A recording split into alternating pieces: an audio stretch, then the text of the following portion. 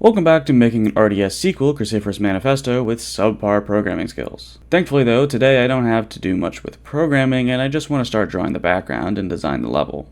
I start by making a few grass tiles that I can combine in random ways to make one large but seemingly very random grass texture across the whole background. Then I add this flower bed, copy them around to the other corners before realizing that I'm also flipping the flowers and such when I flip the whole image, so I take the time to work all of that out.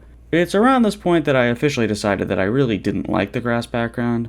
I'd been disliking it for a while at this point, but I realized it was definitely just too busy. It almost hurt to look at.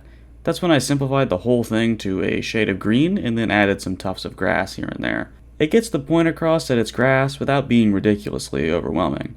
Then I added this little stone path into the middle section, which I made into a garden. The main idea is that enemies spawn from these gaps between the flower beds, and the gameplay is a top-down bullet hell, which controls much like the arcade game Journey of the Prairie King from Stardew Valley, except this little garden in the middle is a little zone you need to protect. Only a certain number of enemies can walk into the garden in each level before you lose, but if you kill all the enemies in a level, you advance to the next one. Anyways, I slapped some hitbox colliders on the flower beds and just off-screen for these gaps so you can't just walk right off the edge of the screen.